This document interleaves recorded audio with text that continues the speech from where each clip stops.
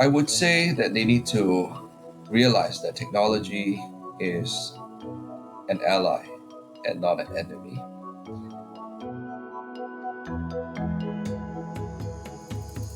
Hello, I'm Bruce Berman, the host of Understanding IP Matters, the place where leading innovators and experts share their IP story, the good, the bad, and the outrageous. Daryl Lim is an award-winning educator, author, and IP advocate with global perspective. He is an expert in U.S. and foreign IP and technology competition, including artificial intelligence. Daryl helps governments, businesses, and creators understand how IP rights are affected by law and technology.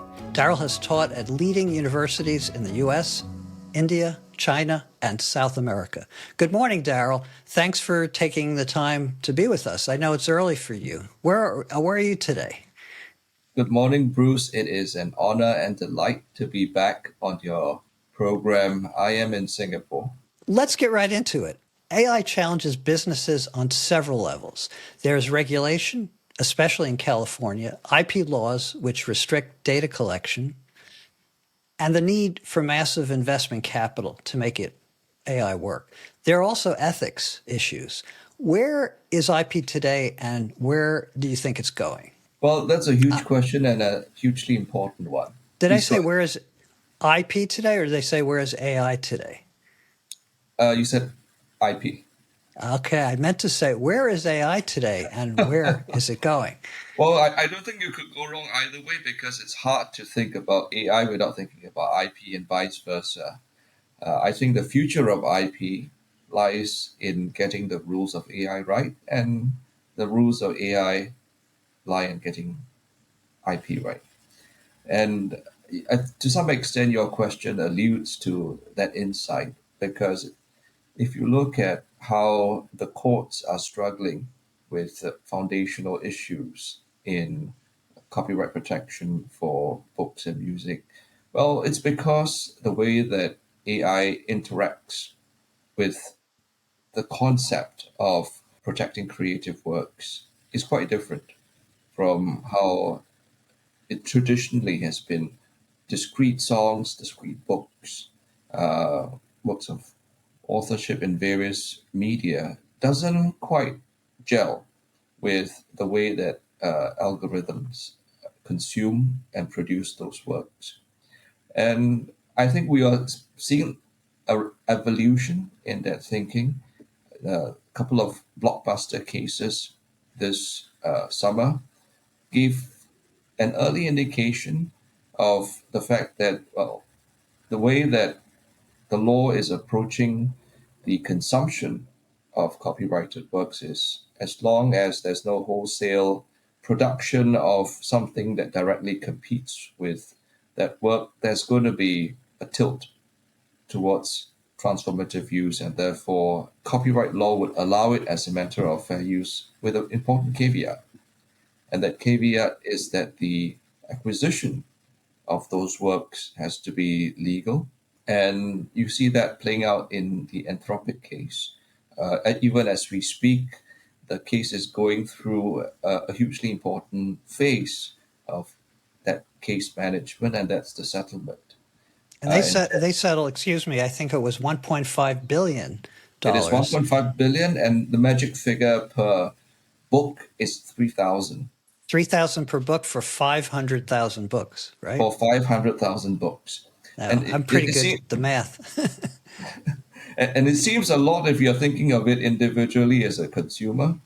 Mm-hmm. I'm guessing that that's a modest amount for an author.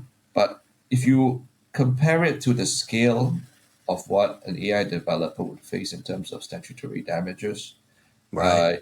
It's a drop in the ocean. And Sure. part of the narrative that's going on in that court right now is, are there going to be more authors coming out from the woodwork? 500,000 is a large number, but that could just be the tip of the iceberg. And That's of course, true. we look at the precedent with all the other cases that are going on in the courts, and all the other cases have not yet gone into the courts. It's something which is huge. formative. Yeah. Daryl, leadership is a theme that informs your research and your activities. Your podcast, Profiles in Leadership, has been running for 4 years. I had the privilege of being a guest What is IP leadership to you? Well, IP leadership means, by definition, that you are ahead and not behind. If you are following trends, if you are there to say, well, the world is fine and let's just go with it, you're not a leader. I think a leader sets the agenda, the leader understands the ground and carries the ground where he or she needs to, and takes different stakeholder groups and sometimes different groups of stakeholders together to where, if they thought about it, if they were willing to accept the trade offs that go with it, and the gumption that has to go with it from point A to point B. Unfortunately, could use more IP leadership, which is why I think programs like yours are important because they help disparate voices in the IP ecosystem amplify what they have to say and sometimes inspire that type of leadership. So thank you for your work. Thank you. Now, there are many types of IP companies or IP-centric companies, but rarely does a C-level or board level executive step up and defend IP. Maybe their own IP, but not IP in general. What do you think that is? It's almost like a negative association with defending IP rights. Well, I think there are two parts there. First of all, I think not all board members are hesitant about speaking up for IP. Depends on the company that they represent. I think if they are a company in the pharma industry, for example, their paychecks depend on the value of their IP much close more than if they were in some other industries. And I think part of it also depends on how IP is supported or not supported in a particular country. I mentioned I'm in Singapore, and IP has been recognized for at least the last 20 years to be hugely important. And that's thanks in part to the United States leadership at that point in time in rallying different countries together using free trade agreements and having as part of incentives in other areas to say, please improve your IP system.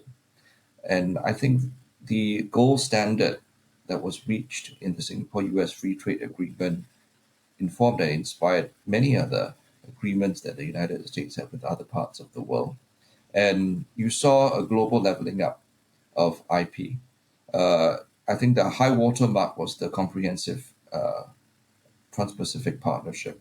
The narrative, the story there was that the United States fell out of romance with free trade and pulled out of that agreement while the rest of the world moved on. And I think that's a shame because, to the question that you were asking earlier, leadership means that you are there and you lead the group. And if you are not quite comfortable with where things are, then engagement rather than withdrawal is the proper response. Mm-hmm. Daryl, you've been working hard to ensure that AI systems respect human rights, democracy, and the rule of law. Please tell us about where do you think we are today and where we need to be? Well, I think human rights, democracy, and the rule of law are three separate things. Sometimes it's easy to see them as a blended narrative and it's a be all and end all of everything. I think the broader theme there is equity. How do you work in a system that is fair to all groups so that people want to contribute to that system?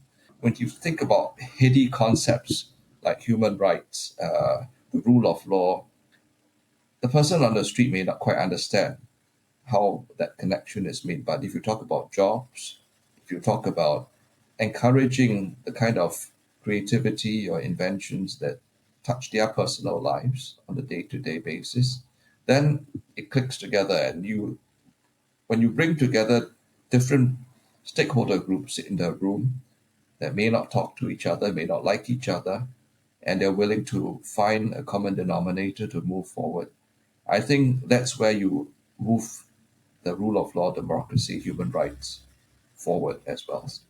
You have a uniquely global view of IP rights. You travel extensively, especially in Asia.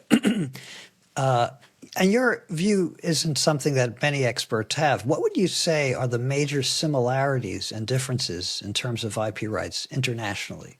It's an interesting question because it Hmm. invites us to consider the broader question of where is the world in convergence and divergence in That's IP right. today. And actually, if you look at how the political systems of the world have been developing, or perhaps developing in reverse, and how IP has been developing, there's actually inverse relationship in some cases. You would think that they would move together hand in glove, and in many cases, I think it has. But what you see, for example, with the United States is the belief in the value of IP rights has gone down over the last 20 years. Hmm. Whereas in places like China, for example, the belief in IP rights has risen dramatically Right. in the last 20 years. And a co-author, one of a couple of works that I've done together before, Peter, you predicted this about 15, 20 years ago by saying, well, if you look at the history of the United States was a pirate nation when it first was founded, because when you are a net importer of intellectual property, it makes sense as a matter of industrial policy and politics to take that position. But once you are at a fairly mature stage of your country's development technologically, then it makes sense to protect it. Then you ask yourself, why is the United States then taking a step back in that regard? Does it not want to be a leader? And I think it goes back to the earlier question that you asked and the answer that I gave, which is, do people actually see the value in protecting intellectual property? And I think that we need to do a better job at making that connection. And to some extent, you see a pushback, a renegotiation of the status quo uh, with Taylor Swift and her re-recording of her master copies. Hmm. Uh, Hmm. and and I think you see a broader request by countries that were not at the table when the concepts of patents and copyrights and trademarks were first established, to say, hey, let's also look at traditional knowledge, genetic resources. Indeed, let's look more broadly at other types of rights like design rights and see how those may be developed and freighted with some of the concepts which you might want to put on a patent right or a trademark right, so that those rights don't have to do all the work. And they were probably not conceived to do all the work when they were introduced sometimes hundreds of years ago, if not thousands of years ago, in the case of trademarks. And I think when we are talking about AI, it's the same thing. We talk a lot about copyright and AI. But actually, if you look at the kaleidoscope of rights that potentially could answer many of the questions that we put on copyright, like the right of publicity, which is in the US a state right, or Hmm. privacy, which in many cases also is a state right, or sectoral rights like HIPAA, AI invites us as a collective society to reimagine what kind of new right, maybe a data right, that might be appropriate. And I'm starting to do some work in that regard, theorizing, providing a framework for us to look at where we are in having these different rights and where the gaps are, and then Hmm. saying perhaps this new right will help answer the question, find a balance, so that as a society we can move on, as we did over the last many decades. And there's no reason why we should assume, to use the words of Francis Fukuyama, that we have reached the end of history in terms of thinking about how IP can develop. Hmm. It's sort of a catalyst that's encouraging us to go further. AI. In an article published early this year, Daryl, in the Duke Law Review, you suggested an equity by design approach to better govern technology and protect marginalized communities, in particular, from potential harm. What do you mean by equity by design? The Tech Journal in Duke was a great platform for me to think about, articulate some of the broad themes that we have been discussing so Hmm. far. So, if you think, for example, about how we conceive of patents and copyrights, you think that people have access to the system when they need to, and if they have a good idea, they can get a patent. or if they have come up with a genre song that they want to protect, that's necessarily a linear path in terms of getting rewarded for that spark of creativity. But more recent work, including by the US IP Alliance and others, have helped us to realize that the politics of intellectual property right doesn't quite gel with the ground truth. And if you are from certain segments of the community, you may structurally be inhibited from getting access to protection. So, for example, studies have shown that many women have been excluded from the patent system, not so much because they're not quite as capable. In fact, statistically, they're more than half the world.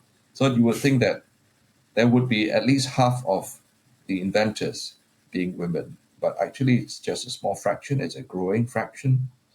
But if you look, for example, in academia, the way that tenure is awarded, it's not by your publication, it's by your publications, but it rewards the early achievers. And if you look at professionally where women are at that stage of the career, many of them are thinking of childcare. They have Right. more domestic concerns, and therefore it's hard for them to catch up later on. Similarly, if you think in the copyright space, there's a sense that certain communities, for example, the Black community, they have had certain genres of their music appropriated, copyrighted, and then enforced against them. It's a narrative that you also see played out, for example, with traditional knowledge and genetic resources. I mean, it's not just having technical access to the IP system, it's understanding the IP system and how it works, and understanding IP as a business. Correct? Well, more than that. I think the problem is that we have traditionally only seen IP as a business rather than as a tool of, as the Constitution mandates in the United States, at least, to advance progress of science and the useful arts. Business is actually not written into there, but we have written it Right. into there because we are a capitalist society. We think that the way that we do it is through the lens of dollars and cents.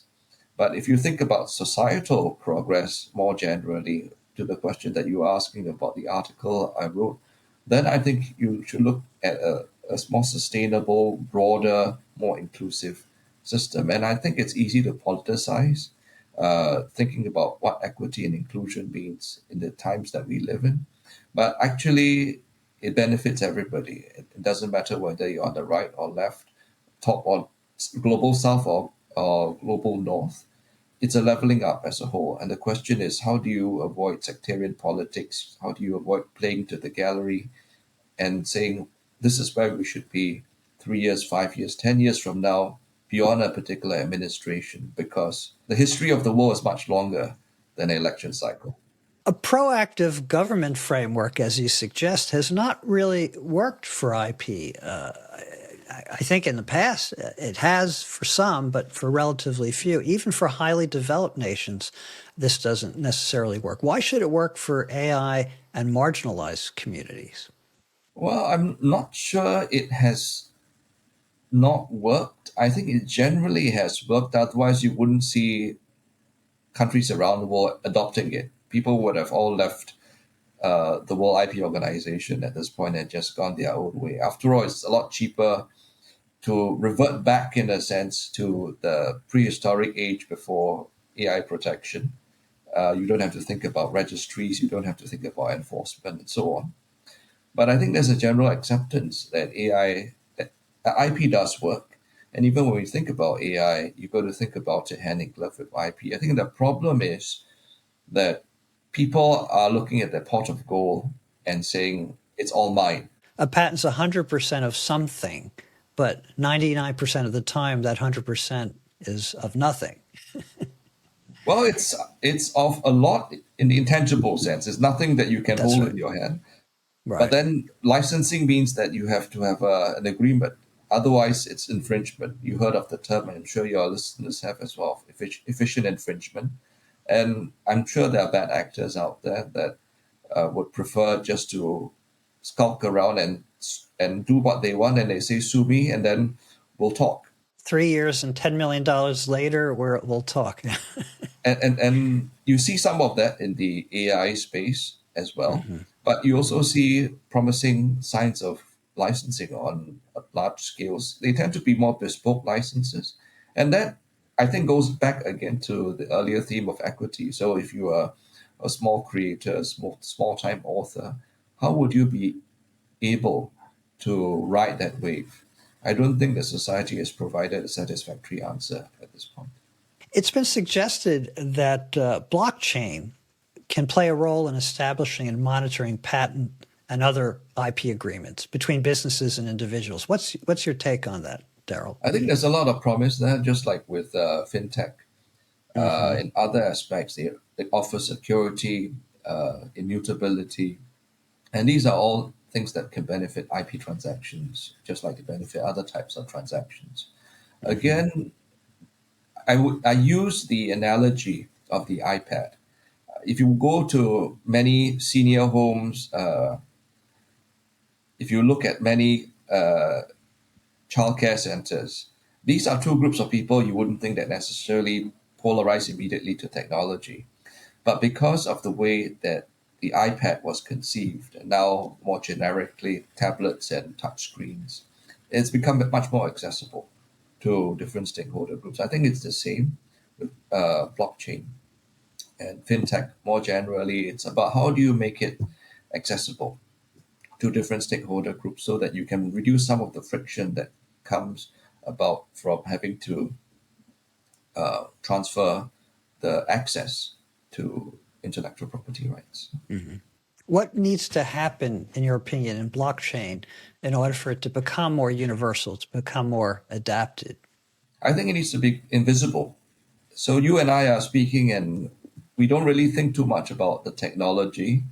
Right. We don't think about the bits and bytes and the processes that go in behind the scenes. And because of that, lay people like us, we interface with it fairly easily. I think we need to reach that same point with blockchain.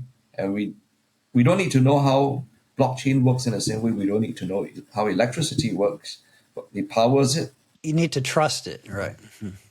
and you need to trust it. Yes. Mm-hmm. Adoption You moves at the wrote speed of trust, as you sometimes say. well, that's true. That's quite true. You wrote that government frameworks help align AI development with societal values and ethical standards. What do you mean by that? So I think that's an aspiration that all governments should try to reach. And what that means is you have a common narrative, a common platform that you bring different constituents in each country together. But I think the answer that each country reaches may be different from other countries because the history, geography, culture, and circumstances in general of each society is different. And I think you think about multilateralism, that means that you have a hodgepodge of different perspectives coming together, not because they like each other, but because, as was eloquently put in the founding of this country, maybe just before the founding of this country, we either hang together or we hang separately. And I think that's the way it has to be, a recognition that you are not 190 different boats in an ocean, but rather 190 different cabins on the same boat in the ocean. And what you do affects everybody else. And we were vividly reminded of that with COVID, with climate change, with many of the global challenges, cybersecurity, national security, nuclear proliferation. These are all issues that require the same type of thinking. This brings us to an area that CIPU and I am quite interested in: models of appropriate IP behavior, not just AI. This includes those associated with patented inventions and copyrighted content. Good behavior on the part of creators, owners, and consumers is not clearly defined. It feels like most intangible assets are there for the taking. And why don't businesses and universities step up? I mean, obviously, there's a vested interest for them to keep people somewhat in the dark about IP, but there are other issues as well. I think if you look at universities in the United States didn't always talk about IP. The Bible like made a big difference in being able to give them a platform by which they could monetize the basic Right. research that they were doing, and then they became big believers in IP because it was a profitable way of doing business. I think with businesses too, there is a certain lack of sophistication in understanding how they can level up a business by protecting IP. I would go back to efforts currently underway at the World IP Organization, but in many places, like Singapore, for example, we no longer think of the IP office as a registry. USPTO, you think, okay, I register my patents there, I register my trademarks there, and then I'm on my own. But actually, in many countries outside of the United States, IP registries are innovation agencies, and they Hmm. work hand in glove with other government bodies to think about how do you level up the entire IP ecosystem within the country. And that means businesses, universities, everything else. To some extent, the we have non-profits, as we have, in many other areas, carrying that load. But there's only so much that you can do as an unelected representative of nobody. You need to do more of that. Some of that I've been trying to do. For example, I bring together a group of stakeholders to speak directly to members of Congress and their Hmm. staff on Capitol Hill. We call it the Innovation Forum on Capitol Hill. And we have had some success in bridging that gap because these people are not hearing from trade representatives, lobby groups necessarily, but directly from Directly from the industries, holders. Hmm. the stakeholders. The stakeholders are also hearing each other in a closed door, invitation only environment. And there's a certain level of candor, a certain level of trust that comes about because we are not beholden to anybody's pocket. Nobody's paying us to do this. For us, we hope that the world will be a better place when there's better understanding and better appreciation of each other's positions. I think similar to what you're trying to do with the name of your podcast. So IP leadership should be somewhat elio-mercenary. In other words, not just about your needs, your company's needs with regard to IP, but with regard to IP in general. Sometimes, the biggest tech companies are frightened by disruptive innovation. It's not going to reinforce their franchise necessarily. So why should they support that? But if they don't support it, then innovation suffers and other businesses suffer. It's a kind of it's a conundrum, if you will. Yeah, if you look at how Microsoft approached regulation and Hmm. intellectual property rights, I think it's instructive.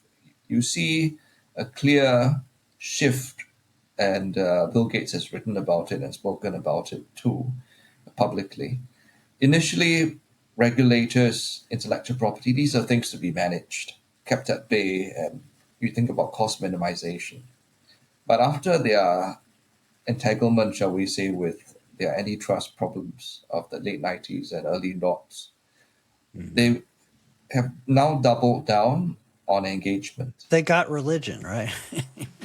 I don't They know got if they got religion, they certainly got the fear of God instilled in them by the Justice Department and the courts. If you talk to Brad Smith, who is really heading the leadership at Microsoft, he is a big believer in intellectual property rights and the rule of law and all of the rest of it that comes with it. And I think Microsoft is stronger for it, not because they're trying to minimize or manage regulation, but recognizing that intellectual property rights regulation actually can help level up that company because to the important word that we touched on earlier, it helps to build trust. hmm Because if you have a company or a belief system that in some ways is above the law, then one is to have somebody else, to prevent somebody else from arbitrarily saying that I'm now stronger than you and I declare what the rules of the road are. I think there has to be a certain robustness and resilience to the rule of law as a common denominator for everybody to move ahead, especially during points of disagreement. And I think IP at each iteration of its existence has to come back to this fundamental question of what actually does the balance look like in AI and beyond AI. Some in Washington, Daryl, and elsewhere say that AI should be allowed to develop like the internet, untethered, with few restrictions. Overregulation, they argue, can be a greater harm than no regulation and prevent the U.S. from continuing to lead and compete. You can't govern what you don't know, it's been said. What's your thinking about that? Well, I think they're reinterpreting the history of the internet. The internet, in many ways, was the Wild West.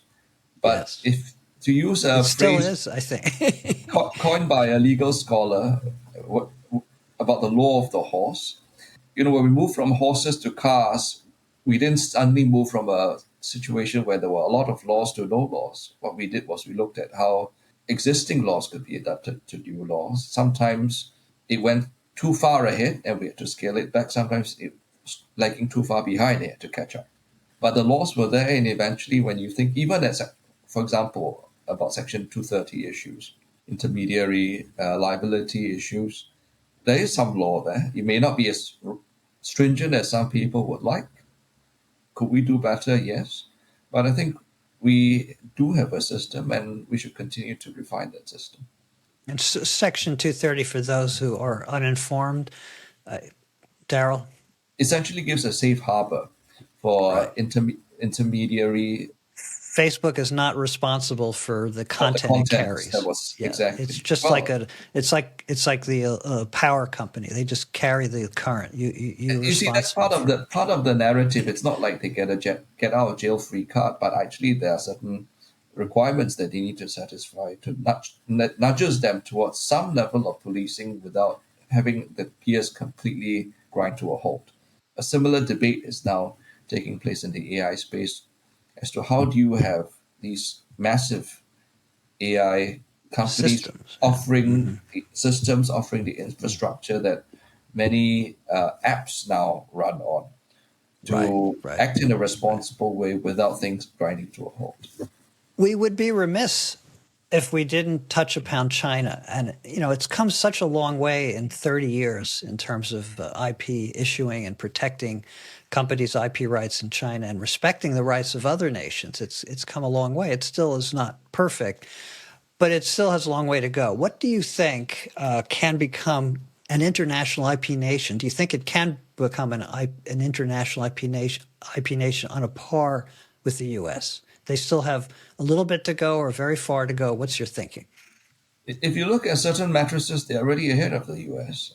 I think in Mm-hmm. terms of the activity in the patent space, the activity in the trademark space, you can quibble about the quality of patents, for example, but they have a massive cottage industry supported by state money or state-owned enterprises that pegs performances of the leadership, the political leadership at the provincial level, at the county level, at the city level, to how many patents you produce, for example.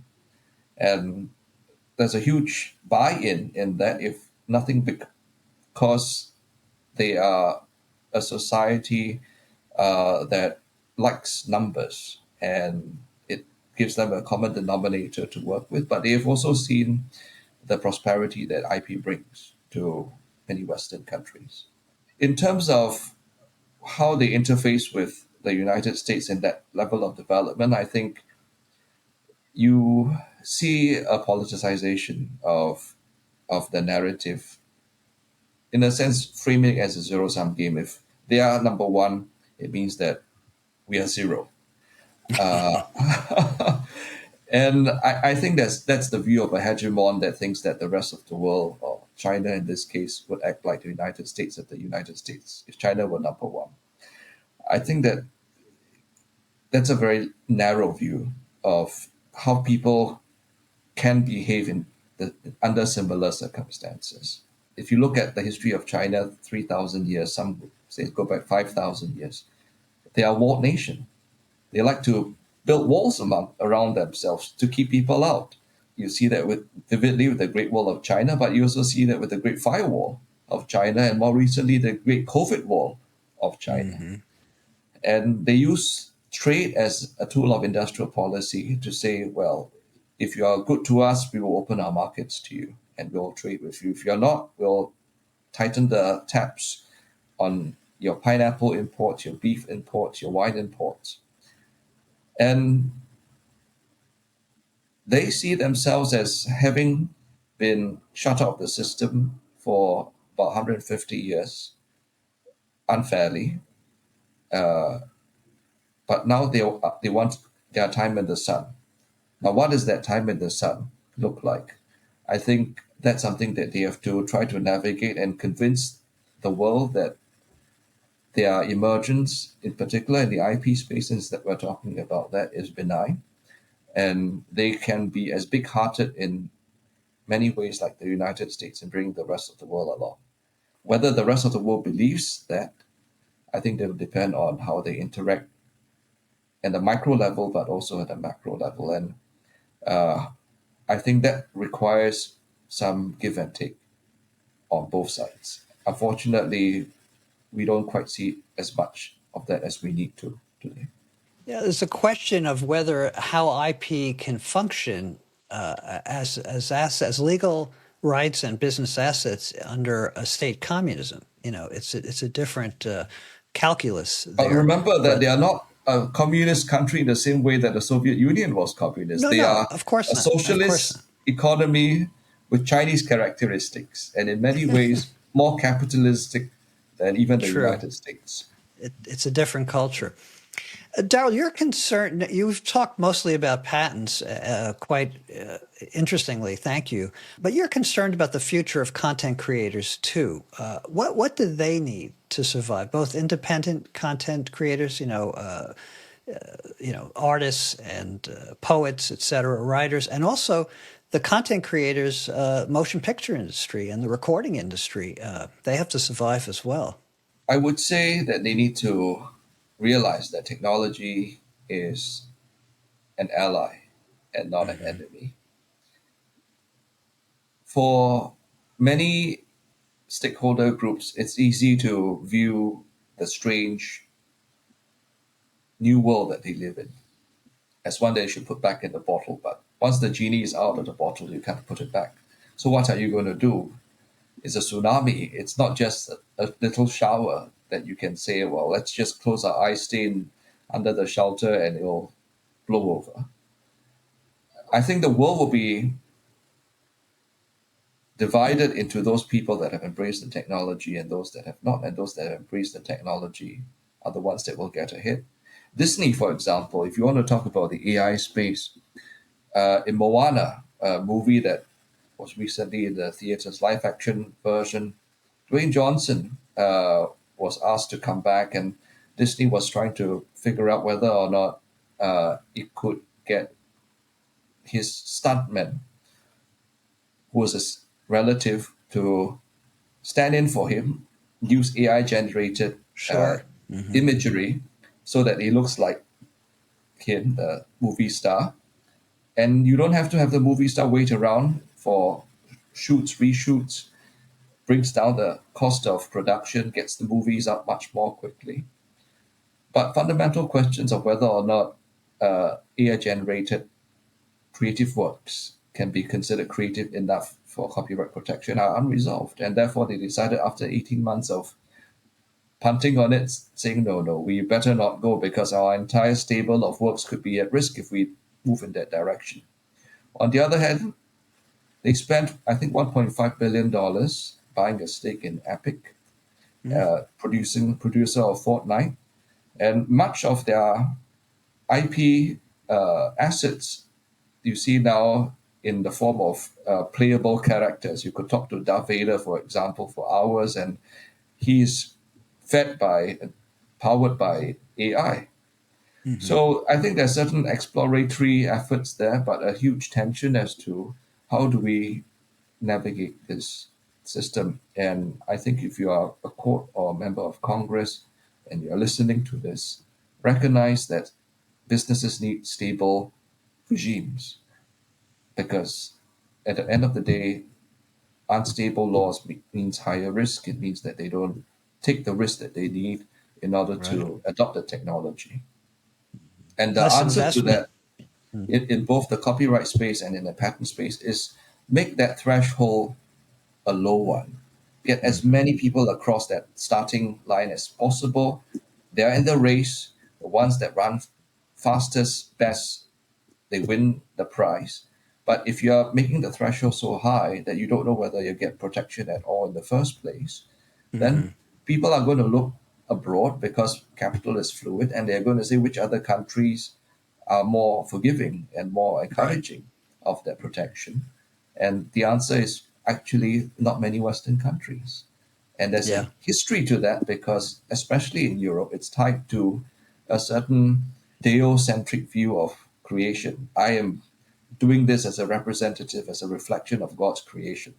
And Mm-hmm. therefore, that human element needs to be there and it needs to be clearly defined. But actually, the human delta is not quite so easy to pin down, and it has never been really a real part of the equation in the modern age. If you think about taking a picture with your smartphone, for example, nobody thinks about what is your human input in taking that picture. You press a button, you get copyright over the photo. You have a million pictures, people taking photographs of the sunrise, a million people have a million copyrights. Now, how much is your copyright worth? It depends on what you do with it. And that, I think, has got to be the way when we think about how creatives interface with technology and the law. That's again, that's 100% of something, but what is that 100%? You know, if it's not worth anything, if it's in the Arctic, that land is not so valuable. If it's in Manhattan, it's very valuable. So it's context. It's really context is very important. We're running short on time, so a couple of quick and final questions. I believe, Daryl, you grew up in Singapore, did you not? I did. I, You I, did. I left Uh, about 20 years ago. okay, you came to study in the U.S. I think it's But Stanford. yes, I was there at the heart of Silicon Valley. What was your first encounter with IP rights, with IP in general? Well, actually, it was much earlier than that. I grew Mm-hmm. up in Singapore, as you said. At that point in time, there was a huge transition of you think about Singapore today, it's a leader in many ways in IP protection, but that wasn't necessarily the case when I was growing up. It was like the United States, a pirate nation. In some areas, you could walk into a shopping mall and you would have the latest movies and music, and you would get 300 songs on a CD. I don't know if some of your listeners know what that is these days. You could go to a museum and you could see it there. But in 10, maybe if you want to be generous, give it 20 years, it's undergone a sea change. And I think it shows what's possible.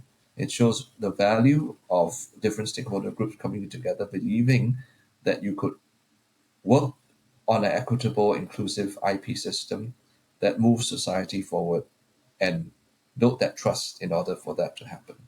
But what was your first exposure to IP? When did you first become aware of IP? And was it positive or negative And or? as a legal concept, Yeah, yeah, yeah. Growing up or uh, whenever, you know, what interested you well, or about IP? oh, well, I've always been interested in the science and the creative arts, and it's a natural extension of that. You get Sure. to talk to people from all over the world, and you have a common denominator to talk about. That's hugely fascinating. Yeah, it's interesting to identify and capture creativity and understand it and be able to discuss it even is so challenging, legally or otherwise.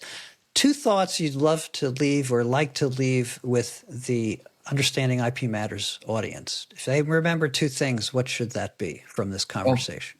first of all, if you want to understand IP, continue tuning in to future Okay. episodes of this program because you bring great people and you have such wonderful questions, Bruce.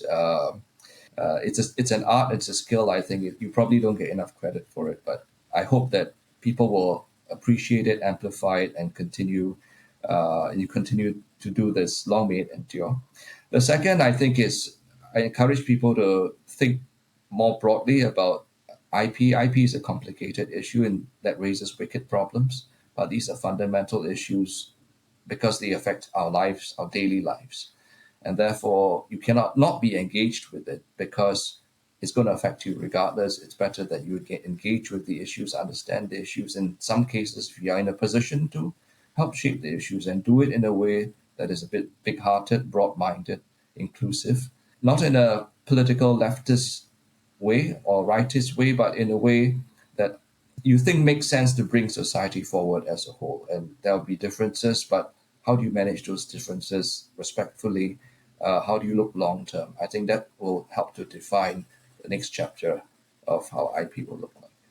Terrific. Thank you so much, Daryl. And I know it's difficult for you. You're traveling, and the hours are odd, but you came through for us, and I appreciate that, and our listeners do. And we're going to have you back on again. We can't not have you on again. You have so much Oh, to that's say. very kind of you. Always happy to help. So thank you for having me today. Hello, I'm Bruce Berman, the host of Understanding IP Matters, the critically acclaimed series that provides leading innovators and experts the space to share their IP story, the good, the bad, and the incredible. Understanding IP Matters is brought to you by the nonprofit Center for Intellectual Property Understanding, with the generous support of its partners and sponsors. Subscribe on the platform of your choice or email us at explore@understandingip.org. Content provided is for informational purposes only and does not represent the views of CIPU or its affiliates. This episode was produced for CIPU by Podsonic. Thank you for listening.